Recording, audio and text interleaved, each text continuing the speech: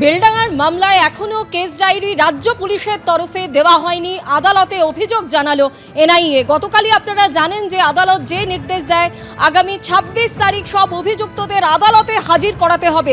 যদিও গতকাল আমরা দেখেছি আইন শৃঙ্খলার কারণ দেখিয়ে পুলিশের তরফে ৩১ জন আসামি তাদেরকে আদালতে নিয়ে আসা হয়নি এবং তারপরে এনআইএ আদালত এই নির্দেশ দেয়। আর অন্যদিকে এনআইএর আরও অভিযোগ, বেলডাঙ্গা কাণ্ডে কেস ডায়েরি এখনো দেয়নি রাজ্য পুলিশ। সৌভিক মজুমদার আমাদের প্রতিনিধি আমাদের সঙ্গে রয়েছেন। সৌভিক, কি জানতে পারছো কেন এখনো কেস ডায়েরি দেয়নি রাজ্য পুলিশ?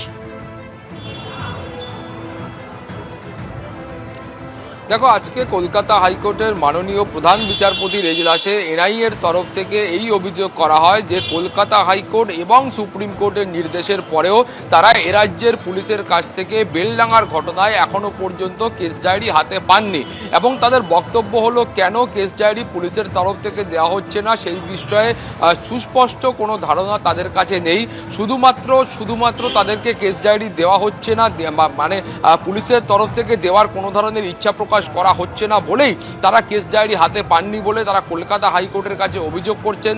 তাদের বক্তব্য হলো যে এই গোটা ঘটনাতে কলকাতা হাইকোর্টের তরফে এনআইএ তদন্তের নির্দেশ দেওয়া হয়েছিল, ফলে সেই নির্দেশকে চ্যালেঞ্জ করে সরকারের তরফ থেকে তারা সুপ্রিম কোর্টে যান।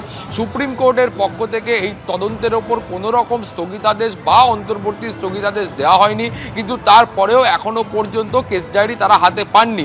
এনআইএর বক্তব্য হলো যে সুপ্রিম কোর্টের তরফ থেকে এই মামলা কলকাতা হাইকোর্টে ফেরত পাঠানো হয়েছে এবং ফেরত পাঠানো হয়েছে শুধুমাত্র এই কারণে যে এনআইএ কলকাতা হাইকোর্টের কাছে একটি রিপোর্ট পেশ করবেন এবং সেখানে এনআইএকে বলতে হবে যে এই মামলার ক্ষেত্রে যে ইউএপিএ ধারা যুক্ত করা হয়েছে সেটা যুক্ত করার কারণ কি। ফলে শুধুমাত্র এই কারণে এখনো পর্যন্ত কোনো রকম কিন্তু স্থগিতাদেশ বা অন্তর্বর্তী স্থগিতাদেশ সুপ্রিম কোর্ট বা কলকাতা হাইকোর্টের তরফ থেকে দেওয়া হয়নি, কিন্তু তারপরেও তারা কেস ডায়েরি এখনো হাতে পাননি। ফলে সেই কেস ডায়েরি অবিলম্বে হাতে দেওয়ার বা হস্তান্তর করার নির্দেশ যেন কলকাতা হাইকোর্ট দেন সেই আবেদন তারা করেছেন। ফলে আগামী মঙ্গলবার যখন শুনানি হবে সেই সময় কিন্তু উভয় পক্ষের যে সওয়াল জবাব রয়েছে সেটা এগোবে।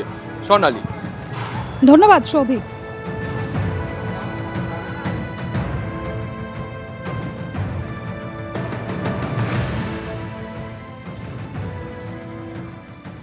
বেলডাঙ্গা কাণ্ডে এভাবে কিন্তু কেস ডায়েরির পর আসামিদের যে কোর্টে পেশ করা হলো তা নিয়েও কিন্তু সংঘাত একেবারে চরমে উঠেছে। আইন শৃঙ্খলা কারণ দেখিয়ে ৩১ জন আসামিকে কোর্টে হাজির করালো না পুলিশ।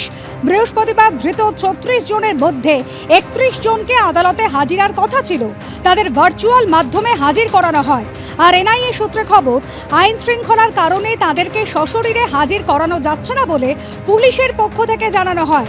আর অন্যদিকে এনআইএর দাবি, আদালতের নির্দেশের পর ইমেল করে পুলিশের কাছে কেস ডায়েরি চাওয়া হয়েছিল, কিন্তু তা সত্ত্বেও তা মেলেনি।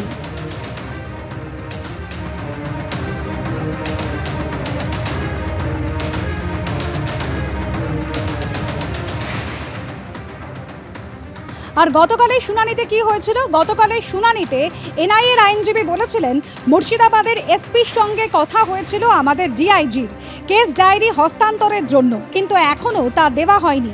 আমরা 7 জনকে 7 দিনের হেফাজত চাইছি। বিচারক প্রশ্ন করেন, সশরীরে হাজিরা না হলে কিভাবে সেটা হবে? এনআইএর আইনজীবী বলেন, আইন শৃঙ্খলার কারণে নাকি তাদেরকে আনা যায়নি। আইন শৃঙ্খলার কি এমন সমস্যা হয়েছে মুর্শিদাবাদে? প্রয়োজনে আমরা আমাদের টিম এবং ফোর্স নিয়ে গিয়ে আনতে পারি আসামিদের। বিচারক বলেন, আপনারা আবেদন করুন। সরকারি আইনজীবী বলেন, ২৬ তারিখ পর্যন্ত সময় রয়েছে কেস ডায়েরি হস্তান্তরের জন্য।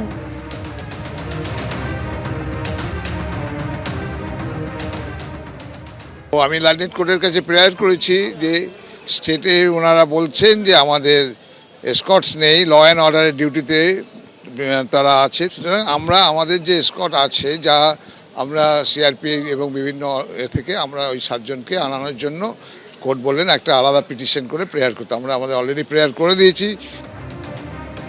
আর এই নিয়ে কেন্দ্রীয় শিক্ষা প্রতিমন্ত্রী সুকান্ত মজুমদার কি জানিয়েছেন শোনাব। এনআইএর আইনজীবী কোর্টে জানিয়েছে এরকম কোর্ট কান ধরে করাবে। এটা তো এমনি সোজা হাতে তো সোজা আঙুলে তো ঘি ওঠে না পশ্চিমবঙ্গে। পশ্চিমবঙ্গে আঙুলটা বাঁকা করতে হয়, এটাকে বাঁকা করেই করতে হবে। কোর্টকে বলতে হবে কান ধরে দেওয়ার জন্য। নন্দলাল হয়ে গেছে তো আমাদের রাজ্য সরকার, বারবার গিয়ে। এবিপি আনন্দ এগিয়ে থাকে, এগিয়ে রাখে।